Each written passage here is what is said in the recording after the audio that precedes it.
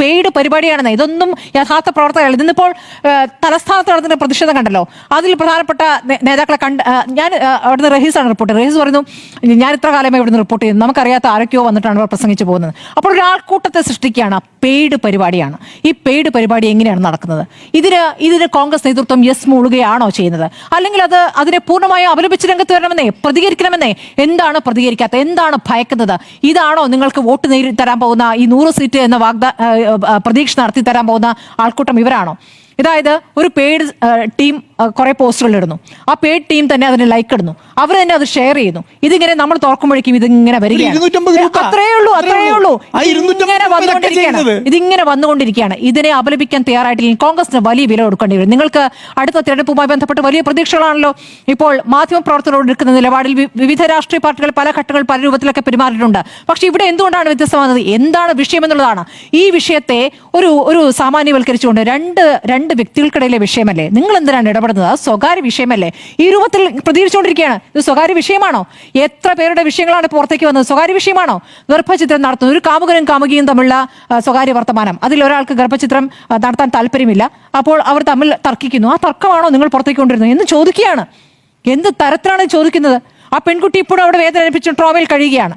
അവർക്ക് പുറത്തേക്ക് വരാൻ ഒരു ദിവസം വരും, അവരത് പ്രതികരിക്കുകയും ചെയ്യുന്നതാണ് ഞാൻ കരുതുന്നത്. ഇത്രയും ഘട്ടങ്ങളിലൂടെ കടന്നു പോകുമ്പോൾ കരുത്തനായി തിരിച്ചെത്തുമെന്ന് കരുതുന്ന ആ ഒരു ആത്മവിശ്വാസമുണ്ടല്ലോ. എന്താണ് ആത്മവിശ്വാസത്തിന് അടിസ്ഥാനം? ഈ കേരളം മുഴുവൻ ക്രിമിനലുകളെ പിന്തുണയ്ക്കുന്നവരാണെന്നാണോ? എന്താണ് തെറ്റിദ്ധരിച്ചു വെച്ചിരിക്കുന്നത്? പാലക്കാട് വന്ന ക്ലബ്ബുകളിലും പരിപാടികളിലും പങ്കെടുത്ത സ്വീകരണം നൽകി കഴിഞ്ഞാൽ അങ്ങ് സ്വീകാര്യനാകുമെന്നോ? ഈ ജയിപ്പിച്ചവർ തന്നെയാണ് തോൽപ്പിക്കുക. ഇനി അത് മനസ്സിലാക്കാനുള്ള ബുദ്ധി പാർട്ടി കാണിക്കേണ്ടതുണ്ട്, ശക്തമായി പ്രതികരിക്കേണ്ടതുണ്ട്. നമ്മൾ കഴിഞ്ഞ ദിവസങ്ങളിൽ ഈ വിഷയം ചർച്ച ചെയ്തപ്പോൾ ഞാൻ പറഞ്ഞിട്ടുള്ളതാണ്, നമ്മൾ രാഹുൽ ഗാന്ധി അവിടെ ഏറ്റെടുത്തിരിക്കുന്ന ഒരു വിഷയം, അത് നടത്തിയിരിക്കുന്ന ആ പ്രക്ഷോഭം, അതിന്റെ എല്ലാ ശോഭയും കെടുത്തുന്ന രീതിയിൽ ഇവിടെ രാഹുൽ മാങ്കൂട്ടം പ്രവർത്തിച്ചുകൊണ്ടിരിക്കുകയാണ്. BJP വിഷയം ദേശീയ തലത്തിലേക്ക് എടുത്തു കഴിഞ്ഞിരിക്കുന്നു. അവിടെ രാഹുൽ എന്ന രൂപത്തിൽ ഒരു താരതമ്യം നടത്തിക്കൊണ്ട് അവരവിടെ പരിഹസിച്ചുകൊണ്ടിരിക്കുകയാണ്. അപ്പോൾ ആരാണ് അതിന് വഴിവെച്ചത്? അങ്ങനെ വഴിവെച്ച ഒരാളെ ഇനിയും വെച്ചുകൊണ്ടിരിക്കണോ എന്ന് തീരുമാനിക്കേണ്ടത് കോൺഗ്രസ് ആണ്. ഇതുകൊണ്ട് നിങ്ങൾക്ക് ഒരു തരത്തിലും നേട്ടമുണ്ടാകാൻ പോകുന്നില്ല. ഇപ്പോൾ ഇപ്പോൾ നമ്മുടെ ഇവിടേക്ക് മാർച്ച് നടത്താൻ പോകുന്നത് യൂത്ത് കോൺഗ്രസ് നാളെ രാവിലെ 10 മണിക്ക്. വനിതാ തീരുമാനമായിട്ടില്ല.